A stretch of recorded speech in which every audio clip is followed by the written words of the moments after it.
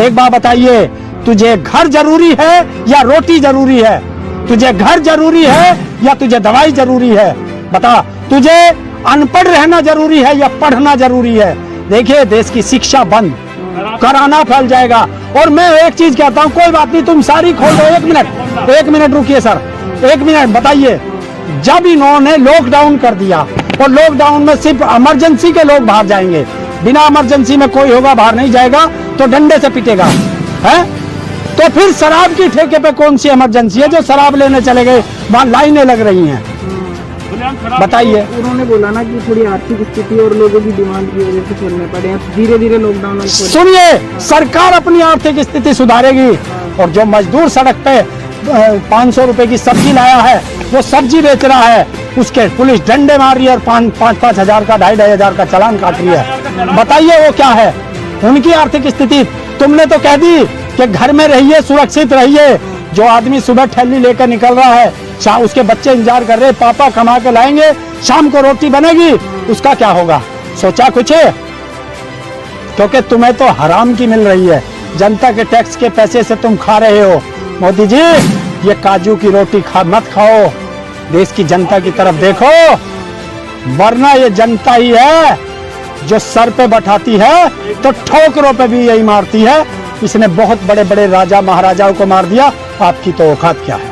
प्रधानमंत्री हो या गृह मंत्री हो, चाहे योगी जी हो, पेंडेमिक खत्म हो गया तो दिखाई देने लग गए हैं, बीच में पता नहीं कहाँ गायब। कहाँ गृह मंत्री तो अभी दिखाई नहीं दिया शायद, बंगाल चुनाव के बाद प्रेस कॉन्फ्रेंस कर रहे थे।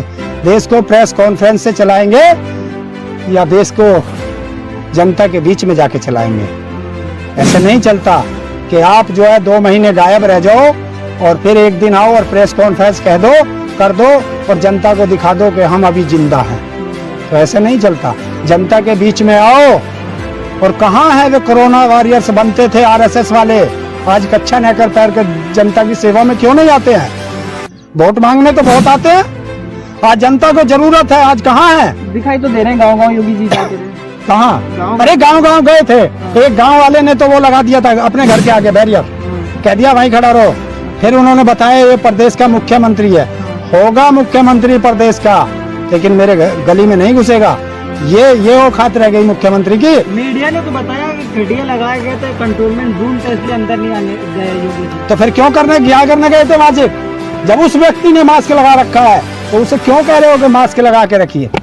नहीं, वो तो लोगों की भलाई पूछ रहे हैं ना, उनका स्वास्थ्य पूछ रहे हैं ना। किसका स्वास्थ्य पूछ रहे हैं? अरे जिस उसमें स्वास्थ्य केंद्र का निरीक्षण करने गए थे, 2 दिन पहले उसके अंदर एबीपी न्यूज, उसका न्यूज 24 का कैमरा गया था, उसमें कुछ नहीं था।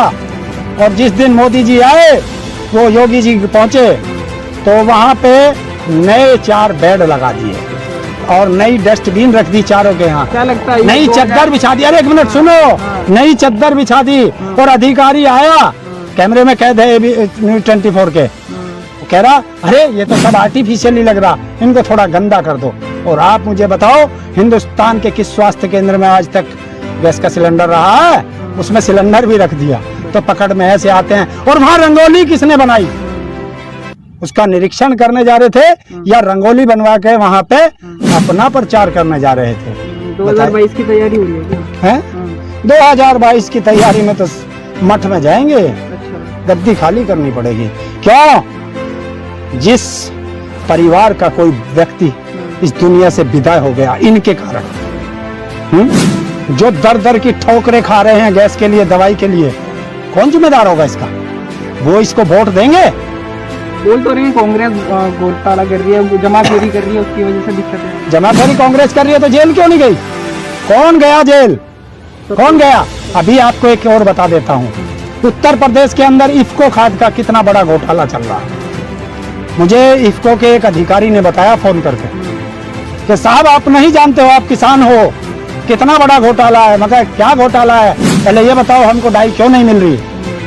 बोला डाई तो आ रही है, लेकिन जब आप यूरिया लेने जाते हैं आपको पता नहीं चलता, आपके अंगूठे लग जाते हैं वहां, और वो सारा यूरिया, वो डाई उनके खाते में चली जाती है उद्योगपतियों के, और वो उद्योगपति फिर दुकानदारों को बेचते हैं 1800 रुपए में, और वो 100 रुपए के चक्कर में आपको 1900 में बेचता है। ये है देश की सच्चाई। और अगर मोदी जी, योगी जी हिम्मत है तो उत्तर पश्चिमी उत्तर प्रदेश के सभी ठिकानों पे छापे मार दीजिए कल तक। अगर कल तक छापे नहीं लगे तो योगी जी भी उसमें शामिल हैं। आप बात कर रहे हैं लेकिन प्रधानमंत्री 18 घंटे अब भी लगे पड़े। अरे कहाँ लगे रे?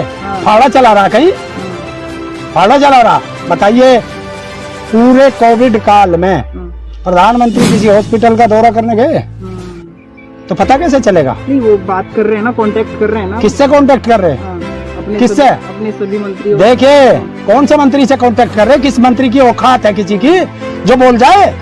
ये तो चमचों से भी बुरे हैं। इनकी हिम्मत क्या? इनको तो तुम क्या कहोगे, बंधुआ मजदूर कहोगे। जब प्रदेश का एक मंत्री गाजियाबाद का वीके सिंह अपने भाई के लिए बेड मांगता है तो डूब के मर जाए ऐसा मंत्री पद। किस चीज के लिए आप मंत्री रह गए? एमपी के अंदर भी काफी बातें आती है कि हमारा जो मुख्यमंत्री है वो दिखाई नहीं दे रहा है और वहाँ काफी स्थिति खराब है, सुनवाई कुछ हो नहीं पा रही है। आप जहाँ जहाँ बीजेपी के भी हैं, हाँ। मुझे बताओ ना, कहाँ है? कौन निकल रहा? बताओ कौन निकल रहा है? सब भट्टों में बड़े बैठे हैं, आपदा में अवसर, पैसा लूट रहे हैं और कुछ नहीं। तो किसानों पे एक बात आई है कि 500 रुपए कम कर दिए, डबल का डिस्काउंट दे दिया है खाद पर, कैसे देखते हैं? ये डिस्काउंट नहीं है। 1200 रुपए डाई का कट्टा था, वो उस पे 500 रुपए सब्सिडी थी। अब इन्होंने 1700 रुपए के करीब पड़ता था तो 500 सरकार सब्सिडी देती थी तो किसान को 1200 रुपए का मिलता था। कंपनियों ने एकदम 700 रुपए और बढ़ा दिए, 2400 का कर दिया।